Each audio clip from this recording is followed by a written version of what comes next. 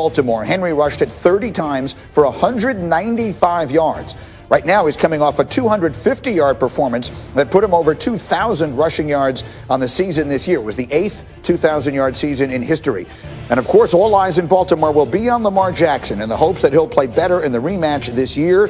He's had an NFL-best 93.1 QBR in his last 5 games since coming back from the COVID list. And I'll tell you what this is reminiscent of to me. And, Jeff Saturday, you're the perfect person to come to. Because you have a young star quarterback who's done great things in the regular season, had no playoff success. That is the story of Lamar Jackson.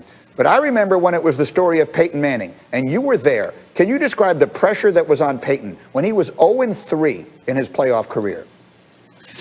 Absolutely brutal, Greeny. I mean, listen, every question, every question from every reporter is going to be based around Lamar Jackson. It's like the other 21 starters don't even get considered. And you just had a stat that when they played him last year, Derrick Henry runs for 200 yards. I don't think Lamar Jackson plays defense. I'm not quite sure, but I'm pretty sure he doesn't. At the bottom line, though, is every question, every answer is going to be given is going to be about Lamar Jackson. How is this his fault? What can he do to be better? All of these different things. At the end of the day, playoff football is team football. It's not just about one quarterback. So too much emphasis on Lamar Jackson. This football team cannot be focused on one player. Everybody's got to pull their weight to beat the Titans this weekend. That video you were seeing was Peyton's third playoff loss, 41-0 at the Jets. He didn't win his first playoff game until he was 27 years old. Lamar is obviously a lot younger than that. Marcus, what do you expect from Lamar Jackson?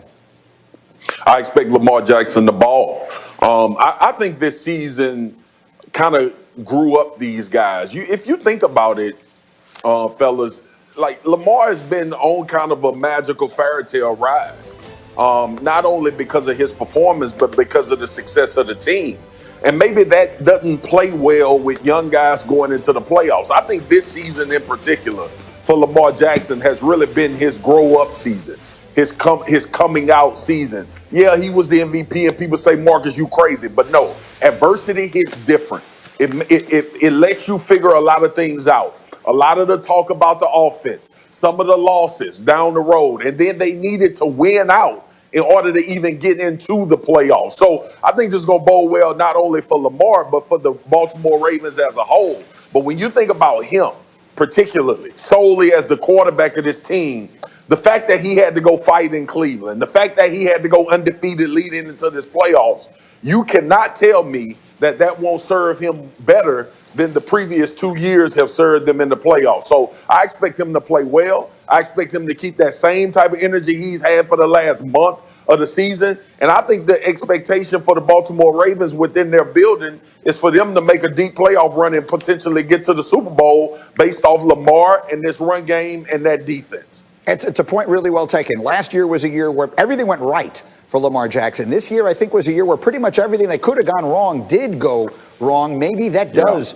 make you sharper when the playoffs come. Dan, you were with that team this past weekend. What were you hearing?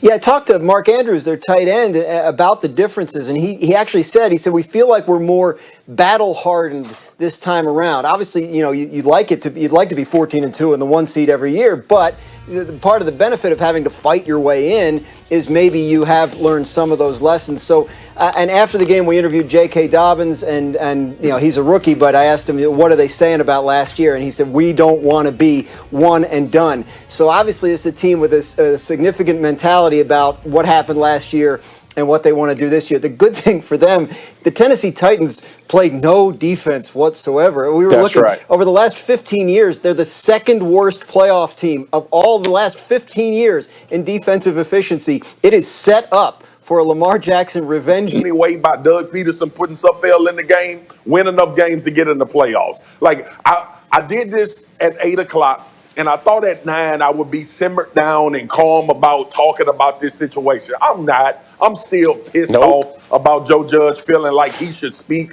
on another team opportunity. Integrity of the league. We've seen things transpire in this league this year that we'll probably never see again. The damn Denver Broncos played without a quarterback. They played an entire football game without a quarterback this year. Yes, everybody making sacrifices. Suffield sacrificed too, and he played. Doug Peterson wanted him to get some reps. He got some reps. Doug Peterson didn't care about what the New York Giants or Joe Judge felt like.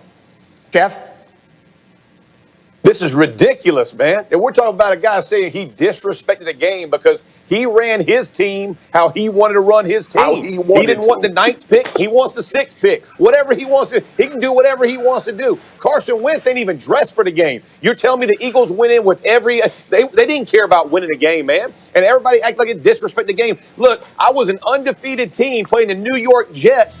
We're winning, and they pull out Peyton Manning and all the rest of the guys. We end up losing, letting the Jets in the game, in the playoffs, who we have to go play in the AFC Championship game. So disrespect, like, did the Chiefs disrespect the game? Did the Steelers disrespect the game? I mean, this is ridiculous. Hey, Doug Peterson's in charge of one team. That's the Philadelphia Eagles. Everybody else is in charge of their own business, man. That you're talking about the entire game because of one team is freaking ridiculous. Look, you go win more than 6 games. There's a saying in the league, right? Rookie players should be seen, not heard. Same for rookie coaches. What if he was sitting there and his GM and owner were saying, hey, man, we've only won 4 games. We want to have a better draft. This is what we want to do. We're going to play Sudfield in the 4th quarter. Whatever it is, that's that organization's decision to make, and they made it. To act like this is an indictment on the game of football is absolutely ridiculous. Okay, so I so thoroughly disagree, I hardly know where to begin. The first thing I have to say is we have to stop comparing this to what Pittsburgh did or what Bill Polian did to you back in the day, Jeff. He was trying to preserve your chances of winning the Super Bowl that year by keeping Peyton Manning healthy. That is in no way comparable to what the Eagles did on Sunday, resting half their team. Greeny.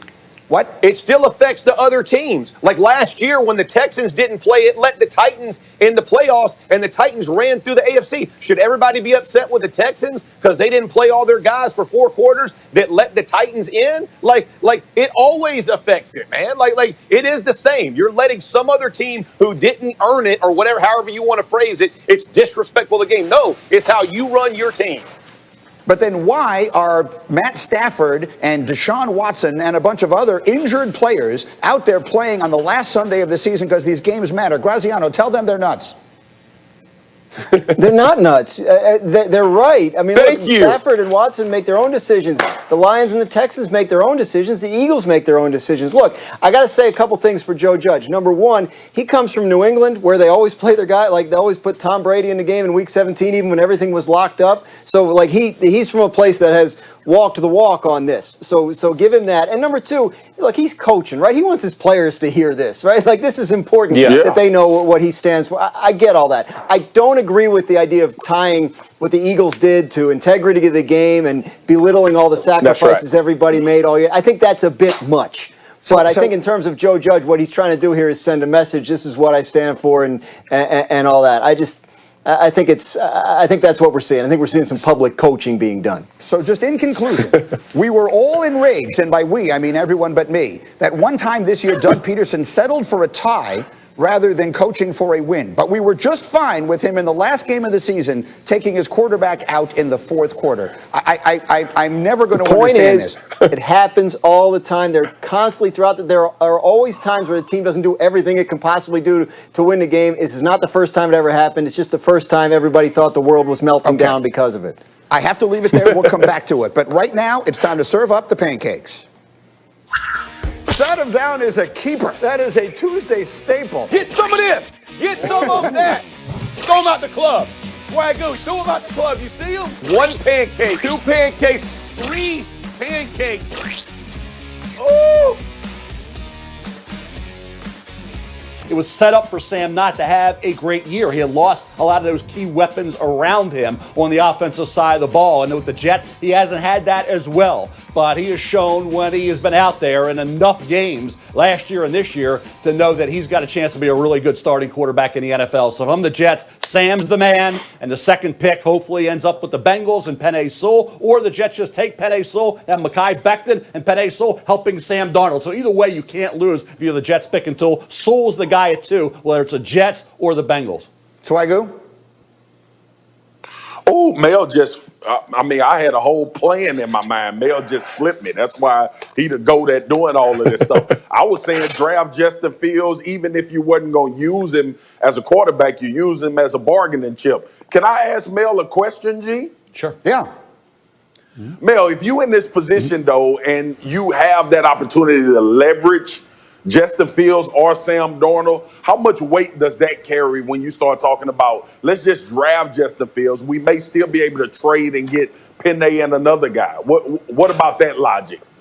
Well, the second pick could represent Justin Fields. If a team wants to go up there, Marcus, I think you obviously have Sewell with the Bengals. That's the great fit. Or you have Fields, whether it's Atlanta, somebody else that wants to go up. The Detroit Lions want to go up to get him. New England, somebody wants to go up to get Justin Fields. You're going to have that opportunity. I just think it's important for Sam Darnold to be the guy moving forward. I think it's been all the talk about trading him. It's going to be Trevor Lawrence. Well, now it's not going to be Trevor Lawrence. It's Sam Darnold. And I think that support that you need, that Carson Wentz needs in Philadelphia, I don't want to see Sam Darnold end up in a situation where everybody's not all in on